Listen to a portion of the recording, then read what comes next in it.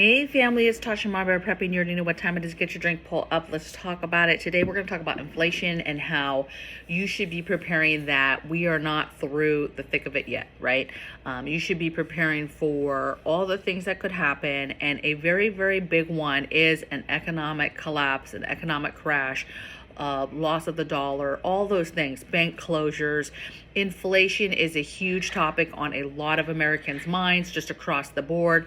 It doesn't really matter if you prepare or not. That is something that every family is feeling, right? And you're feeling it in inflation of goods, obviously, inflation of groceries, gas, wood, right? Projects. It doesn't really matter what it is. The fact remains that that price is increased. Ordering food, going out to a restaurant, we got Thai food the other day and it was so expensive. And I was just thinking the whole time, like, how is this such a basic food?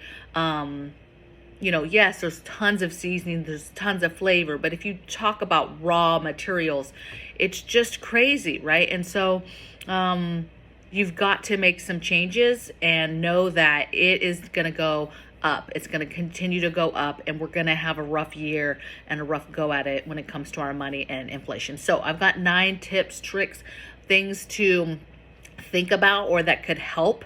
And so let's just get into it. So wave of inflation is coming. This is how you get into it. Staples. I think we're really starting to find a way or figure out that staples is the way to go. Getting the basic whole ingredients that you need and then making food. It's very important to get stock, rice, beans, get your flour, get your sugar in big pieces and get those staples, right? Get those staples stocked instead of buying all the processed, pre-made stuff. Yes, some folks are doing that because of health reasons, but a lot of people are doing that because it makes sense money-wise to get the staples instead of buying all this pre-made stuff. That pre-made stuff is super expensive, right? Super expensive. And so, staples is the way that you need to think when you're thinking about groceries, okay? Second thing I have is minimums. Think about the minimums that are required to make you happy in life, right? And minimize what you have, minimize what you're spending on, minimize the things you're using in your house. Start, excluding things that you guys really don't use or you really don't need, that you're spending money towards that you don't need. Do you really need that one cleaner? You have 10 cleaners. Do you really need all these fancy cleaners, or do you just need 1 or 2 really good ones that are versatile and can be used on several different things? That's what I'm talking about. Minimize and purge, if you will, the extra garbage, the extra items that we're so used to being consumers and just seeing a new product and being like, oh yeah, I want to try that. Oh, I need that. But in the reality of it is we don't really need all those extra things. We just need certain things to get certain jobs done in the house, in the home, certain meals cooked. We don't need all the extra. We want all the extra, but we don't need it. So start to think about things in a minimal and minimized type of way when it comes to living and what is truly needed in your house and what is not needed, okay? You could be purchasing something every single time and you don't need it. Or maybe you're purchasing something that only one family member uses and it's a want. It's not really a need, okay? Next thing I have is pull back. So kind of just talked about that just now, but literally pulling back on the things and the decisions you're making. This could be as simple as we're not going to eat out anymore, or we're only going to go out and eat out once a week. Or I'll tell you, if you order food for through Uber, any of the eats, right? You're going to pay like double than if you just got in your car and went out and got it yourself, right? So that is save you money. Food delivery, all these things that are convenient are more money. So pull back on that. Pull back on subscriptions. You got 20 TV apps. Pull back on the ones that you really need. Pick 4 or 3 that are your must-haves, right? And just have those. Pull back anywhere you can pull back with anything that you're that you're buying, you're consuming. Start pulling back to where you're obviously going to spend less money because you're pulling back, okay? Next thing I have is options, right? Expand your horizons. We get very locked into, this is what I like, this is how I like it, this is where I get it, I like this brand, I like this, I cook this. open that up and think about changing things, changing your menus even, and how you cook. And do you really need 50 seasonings to make one meal? Do you really need to make that meal that has 3 kinds of meat in it when you could just make something, a simple meal, right? So think about what you can do. What's your options? Is there local stuff? Is there somewhere local you can start buying meat, or start buying vegetables, or start buying stuff?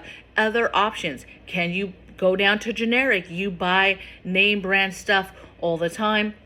You have your favorites, but maybe that's pulling back, and that's diving down and saying, we're going to start trying these generic things. I mean, whatever it takes, but there has to be some pull and some give, and you've got to figure out how you can save these dollars here and there, okay? And just looking at your options and different things that you could be doing could save you money. You have a project, you have something that you're trying to build in the backyard, whatever it is, or you're trying to get something, let's say, to you want a dresser, you want some kind of fancy shelving in a room to put preps on it. Go to Habitat for Humanity, see what kind of shelving they have, see what type of dressers they have. Go to the thrift store, see what type of dressers. Oftentimes you can get stuff $25, $30, and it absolutely is sturdy and will do what you need. Sometimes they need a little bit of love and care. Do some love and care on them, and then put them where they need to be put. So you don't have to go and get the fanciest of stuff. Look around, take a look at your options. Next thing I have is sales. So sales are a little wonky now because I hate it with the tracking aspect of it. I hate it because there's so little of them. There's so little coupons. There's so many little sales. A lot of it is moving to digital stuff. Like, just to be able to get the thing, you have to download this digital coupon. You have to do these things. And I get it. You could do some stuff in some different names, but I just hate the whole idea, right? But sales in general, if you can find sales, and there's something that you guys consume that it's worth the effort to look at your local newspaper, see what your local stores sales are, and get that stuff. I mean, even if you find something, remember staples, a real food, a whole food, and you find chicken on sale, then at least hey, I'll go get a bunch of chicken, I'll preserve it, I'll pressure can it, I'll get it ready, and that's something that you've done. That's going to save you money later, because you can then pull out that chicken when chicken is through the roof as far as the pricing at the store, right? So pay attention to the sales, pay attention to sales on meat especially, and then anything that you guys buy on a regular basis. Obviously, those 2 furs, those three furs, buy one, get ones, all that stuff. Pay attention to that stuff because it does matter. Next thing I have is bulk. Now, again, this could be tricky because sometimes people assume if we're buying in bulk, it's a better price, and sometimes it is not. So you have to pay attention to items that you're going to buy. If you're going to Costco and you're getting, especially food items, you need to make sure that, one, it's something that you guys for sure eat. It can't be a maybe. It can't be let me get this bottle of this fancy sauce that I don't even know if my family's going to eat. I don't even know if it's going to be good. Stick to the basics, stick to the staples, and also be making sure that that price is better than if you got those 2 bags, let's say a 50-pound bag of rice, right? But maybe you got 2 25-pound bags of rice from Walmart. Does that end up being cheaper than you getting the 50-pound bag at Costco, right? So look around your area, look for restaurant type stores, right? We go to a restaurant supply type store, right? That's discounted bulk items. I like that store, but not for everything, right?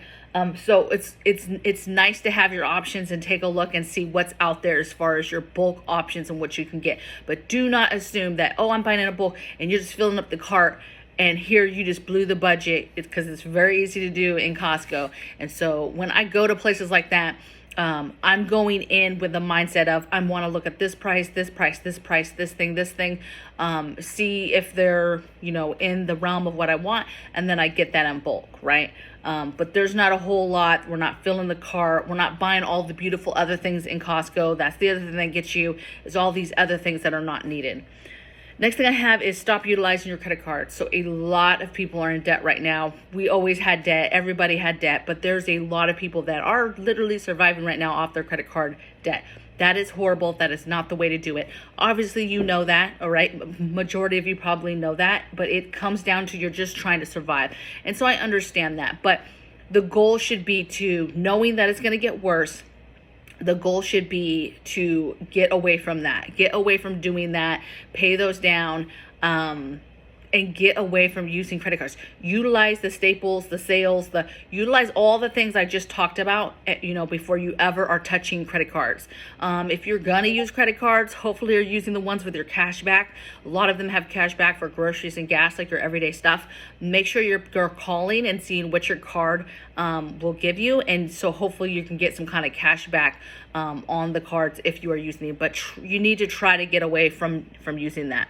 The next thing I have kind of goes in line with credit cards, and that's start paying them off, start paying your debt off, right? But start with the card that has the highest interest, the one that is hurting your wallet the worst, right? Either has the biggest payment, highest interest, because the sooner you pay that off, that's money, cash money that goes back into your cash flow of overall money, which is going to help you long term, right? Eventually, if you just keep doing that credit card, you're going to max it out. Eventually, you're going to hit a wall where you can't use that anymore, and now you're down in the water. But if you paid the credit card off and you gave yourself back that $200, $300 payment, money, then that's back, and you have that $300 to then use on groceries and gas and all the everyday stuff, paying your light bill, all that stuff. So try to pay that stuff off, especially if it has a super high interest rate or super high payment in general, right? The idea is to get the money back into your cash flow as fast as possible. And then the last thing I have is find free entertainment. The time is now to make changes, right? The things that cost money to be entertained, to do, you've got to find other ways to entertain yourself and look for those free things. Going to the park, going to the beach, going hiking, going for a bike ride, go to the free museums with the kids, go to different things that are free in your community, go to your downtown and your commerce and see what's going on, go to fairs, go to farmers markets, go to different outdoors type things, right? Flea markets, figure out what's free and do that. Just get your kids and stuff outside and do stuff on your property with the animals, with gardening. But free needs to be the thing, right? Me and hubby, we both play video games. And we have bought packs in the past, right? And it's like, okay, we've got to, we absolutely can afford those. But, at some point you're like, look, we're spending too much money on this stuff. This is frivolous. This is nothing, right? This is not good stuff to spend money on. There's so many more important things that we could be spending money on. Obviously, we're trying to buy a house right now. So I'm sure that money could go towards paying off a bill, right? And so it's just important that you take a look at your whole picture and understand that the wave of inflation is not going anywhere, and it's going to go up. You're going to feel it even more this year as we move forward. And so it becomes, how can you cut corners? How can you save money? How can you make more money? How can you, that's the other thing, fighting inflation too. I suppose you get another job, but who wants to get another job? Like, nobody's trying to get a second, third, fourth job just to make it, right? But maybe some of these basic, smaller changes, smaller mindsets will help in some kind of capacity, and help somebody out. Okay. So I hope you guys enjoyed this. I hope you guys had a great weekend. I hope you enjoyed the top 15 that we did all last week. I felt like I had people who really, really liked it. But I'm sure there's some folks that just hated it, right? And didn't want to get into it. I don't know. I hope that you guys are doing well though, and getting the things done and paying attention to what's happening around you, but not freaking out too much about it, right? Do not let that fear run your life. Just continue to prep, continue to do the things that you need to do to get you and your family ready to go. So I will see you guys tomorrow on the next video. Take care. Bye.